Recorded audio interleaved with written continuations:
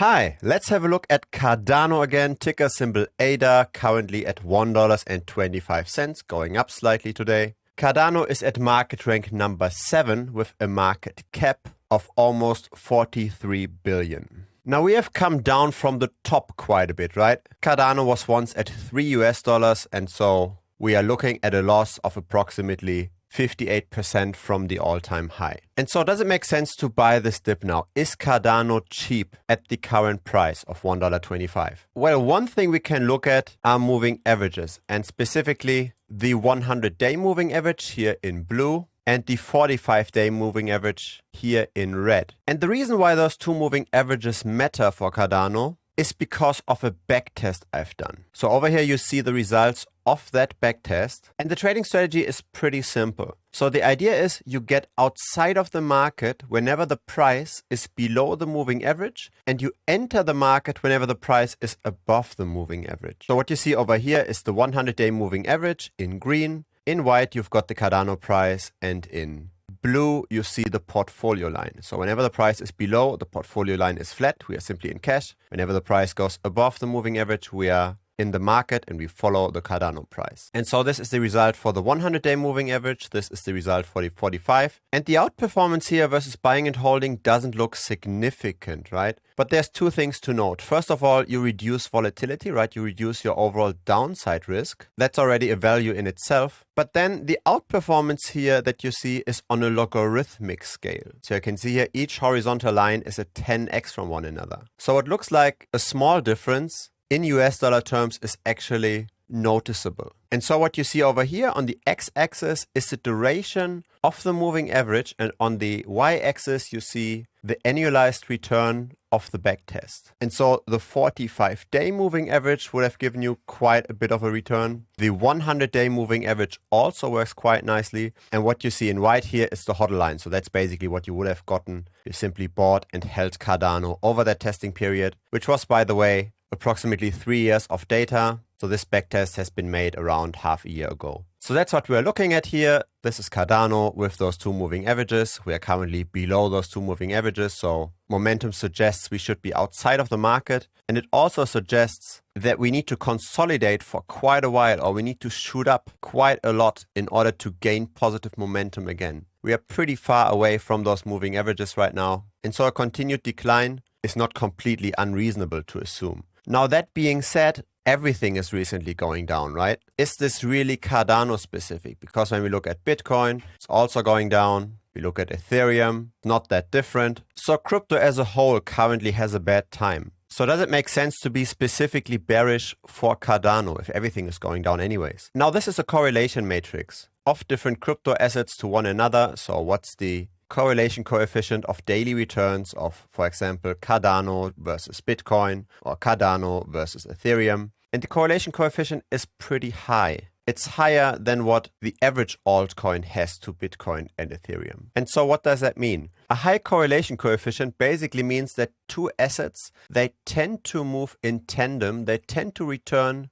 similar performance at the same time. So this, for example, here, this would be high correlation. It's not perfect correlation, right? One asset might go flat while the other is going down, but it's very close to perfect correlation. And so this would mean that the correlation coefficient here is very close to 1. So that would be maybe 0.9 or something like this, because the assets, they move in tandem most of the time. Now, you also might have an asset that just randomly moves in some directions. It's not really correlated to another asset. It basically goes up and down by its own. In that case, we have a correlation coefficient of 0. But there's also a correlation coefficient of -1. And that would look something like that. So when one asset tends to go up, the other tends to go down, and vice versa. And so if you would combine both of those assets in one portfolio, you would cancel out daily price fluctuations somewhat, and your resulting portfolio line would be much less volatile than the individual components. So here, the correlation coefficient between asset 1 and asset 2, it would be pretty close to -1. So if it's not perfect, it's maybe -0.9. So that's correlation. And so Cardano does have a pretty high correlation of daily returns to Ethereum. 0.77 is the correlation coefficient. The assets, they tend to move in the same direction at the same time. And so maybe it doesn't make too much sense to look at the US dollar chart of Cardano. Maybe it makes more sense to look at the Cardano chart valued in Ethereum. So now we divide the Cardano price by the Ethereum price. So we now can get the Cardano specific movements. And so we see those two assets, they tend to move in tandem somewhat, but there are times where Cardano tends to be cheap and other times where Cardano tends to be expensive. And so historically speaking, right, this is now several years of data, we might have a potential risk of maybe 12% or 31%, or if it goes really bad, 40%, so that's underperformance relative to Ethereum, or a potential gain of almost 70%, or maybe even 180% outperformance versus Ethereum. So that doesn't look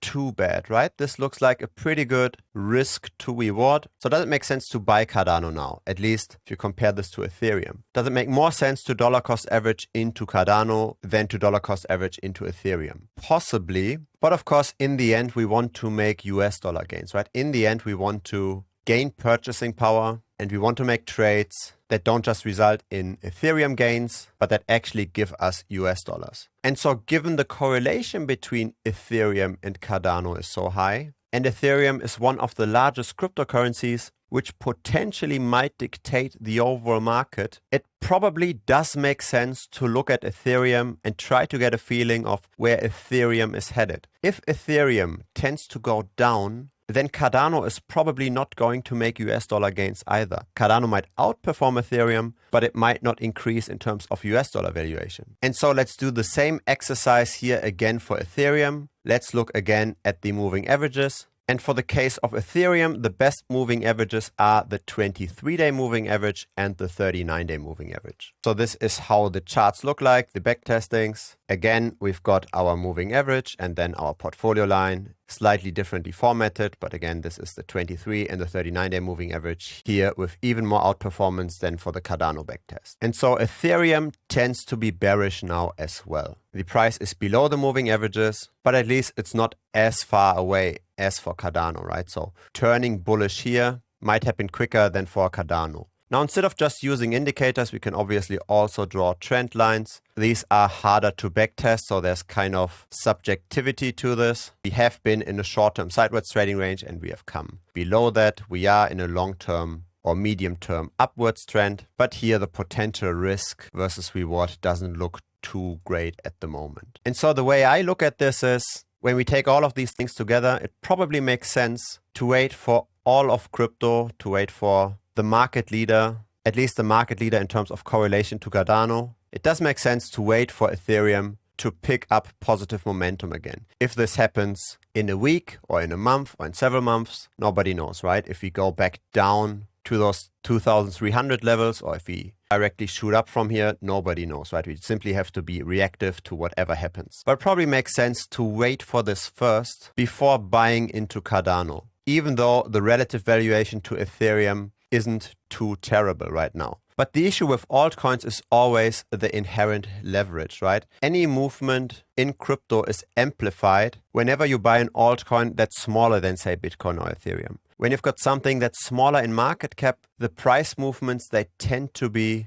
much larger than for the blue chips. So if we look, for example, at this rally here since beginning of the year maybe, so let's take the 1st of January and then the rally until the 9th of May. Ethereum during that time frame made around 500%. Cardano during that same period of time, it made 1,250% roughly. So there's a leverage in altcoins. The smaller your altcoin, the more of that kind of inherent leverage you get. And so you really want to be cautious. You really want to only be invested in assets with underlying leverage when you're clearly bullish on the main market movers, when you think that the main market movers, they tend to go up, which I currently don't see for Ethereum. And the same, by the way, is true for Bitcoin as well. So would I buy Cardano now at $1.25? No, I would not, but that's not because Cardano is especially expensive, relatively speaking, in crypto. So I'm not particularly bearish on Cardano, but the overall market sentiment simply seems to still not support getting very risk on. And Cardano definitely is a riskier proposition than simply buying into, say, Bitcoin. So once momentum turns around and once Ethereum has consolidated somewhat more and we see a positive cross of those moving averages, the 23 and the 39-day, at that point in time, I think it does make sense to revisit again the relative valuation of Cardano to Ethereum. And if we are still low, which will likely be the case, at that point in time, I do think it does make sense to buy Cardano, at least technically speaking. We're not talking about any fundamentals here, but simply based on charts, simply based on price data. This would then be a buying opportunity. Right now, I still think there's too much risk in the crypto markets. And so I think there's quite a high chance that we might see Cardano at lower prices, maybe even below $1. I don't think that's completely off the table. So if you're holding Cardano right now, at least be prepared. Further volatility is not completely unlikely. We have seen massive drops in Cardano before as well. Of course, we can't compare 2018 100% with what's going on right now, right? The state of Cardano is very different nowadays, but still crypto has volatility, and especially altcoins. They do move in prices a lot. And so simply, if you like Cardano fundamentally, it's very much possible that you can get the chance to buy multiple times again for lower prices compared to today. If you enjoyed this video, if you want to ask me any questions directly, if you're interested in daily market updates, feel free to check out the premium membership. More information can be found at thebitcoinstrategy.com. Link is also in the video description. If you haven't yet, your like on this video would be appreciated as well. It helps the channel grow. Of course, you might consider subscribing. I publish videos regularly. And last but not least, there's also a public Telegram channel. We are almost 1,500 people over there. Simply search for Bitcoin Strategy channel within the Telegram app. Or again, there's a link in the video description. You can also click that. See you next time. Bye-bye.